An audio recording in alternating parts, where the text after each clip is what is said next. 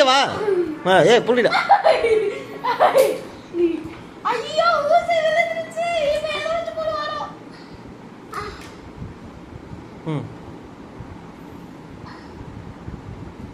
ஐயோ